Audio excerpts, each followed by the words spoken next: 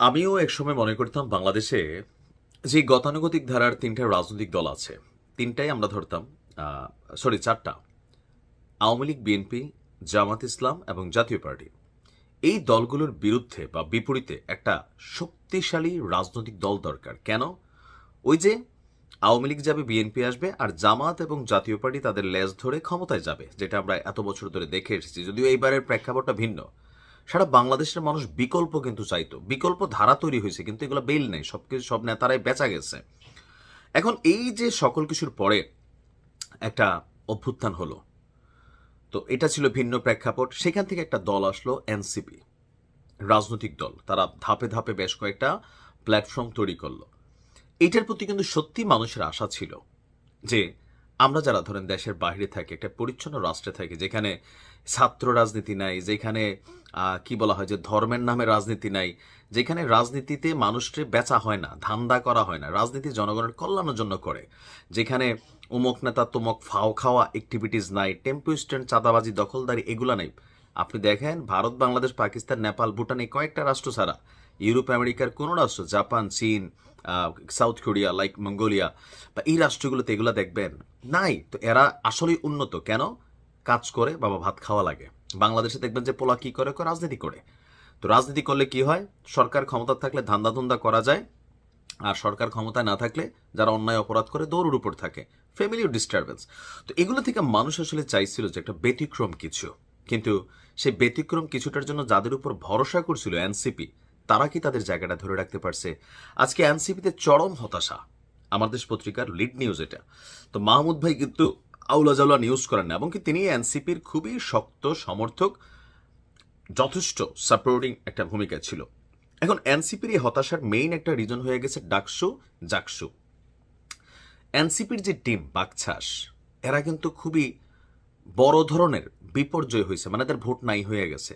আসলে কিন্তু এদের ভোট নাই। ভিপি নূরকে নিয়ে আমি একসময় বলতাম যে ভিপি নূর, আপনি দেখেন হিরো আলম একসময় মানে আওয়ামী লীগের আরাফাত্রে টপকাই ফেলতে গেছিল। বগুড়াতে তার স্থানীয় আসনে আওয়ামী লীগের একজন নেতার বিরুদ্ধে সে পাশ করে ফেলছিল। পরে রেজাল্টটা যদিও এটার লাড়াচাড়া করা হয়েছে। এখন কিভাবে হইল? কারণ তৎকালীন প্রেক্ষাপটে আওয়ামী লীগের বিরুদ্ধে হিরো আলম রে মানুষ এক ধরনের one kind of one man army মনে করত। আলম যেখানে নির্বাচন হতো ভোট পাইতো। ভোট কারা দিত? Anti Awami League. Anti Awami League means not hero Alam supporter. এটা বুঝতে হবে। ভিপি নুরের যে উত্থান, কারা? জামাত, শিবির সহ আরো কয়েকটা সংগঠন, বিএনপি পন্থী যারা ছিল, তারা তার কাঁধে ভর করছিল, তাকে কিন্তু ফোকাস করছে। এখন সেই যারাই নুরুরে তুলছে, তারাই বিকাশ নুরু। এই যে নুরুর ইতিহাসে এই মাইর খাইছে, নাক মুখ অবশ্য হয়ে গেছে দেখেন। কিন্তু নুরুর সাপোর্টার কয়জন? আপনি এখন যাদেরকে দেখেন, এগুলা অর্ধেক ভাড়াটিয়া, অর্ধেক হচ্ছে টাকা টোকা পাইয়া আসছে, আর কিছু আছে যে নুরুর আশেপাশে থাইকা এরা স্বার্থটার্থ লাভ করতে পারে, এরকমই। কিন্তু এরা নিজস্ব ব্যক্তিত্ব বা কেরিয়ার গড়ছে।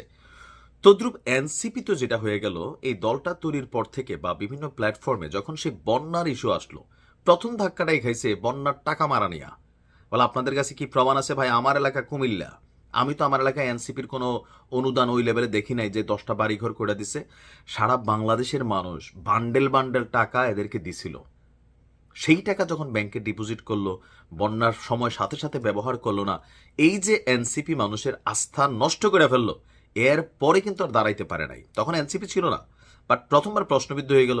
এরপর লাইক এনসিপির নেতারা, এদের সম্পর্কে যখন আমরা দেখতে শুরু করলাম, এক সময়ের সাবেক ছাত্রলীগ, এখন এনসিপি, বা 3 দিন আগে বাড়িতে ভাত খাইতে ভাত পানে, এখন কোটি কোটি টাকার মালিক, বিভিন্ন পত্রিকায় দুর্নীতির গল্প, গাড়ি বাড়ি, এগুলাতে কি হলো যে সাধারণ জনগণের যে কাতারটা ছিল, সেই কাতার থেকে এরা সরে গেল। সরে গেল না, সরে গেল। এরপরে যেটা করলো, রাজনৈতিকভাবে রাজনৈতিক দলগুলোর সাথে যে পাঙ্গা, এনসিপিকে যারা সাপোর্ট করতো, সবাই তো করছিল তাই না, সেই 5ই আগস্টের আগে বা পরবর্তী সময় তারা রাজনৈতিক দল তৈরির আগ পর্যন্ত। আপনি দেখেন, দল করতে গেলে আপনাকে রাজনৈতিক ডায়লগ দিতে হবে। তো রাজনৈতিক ডায়লগ এখন মাঠে কে আছে? বিএনপি শুরু করলো, বিএনপির নিয়ে, তারেক রহমানরে নিয়ে, খালেদা জিয়ারে নিয়ে, বিভিন্ন ধরনের বক্তব্য বা বিভিন্ন নেতা নেত্রীদেরকে নিয়ে।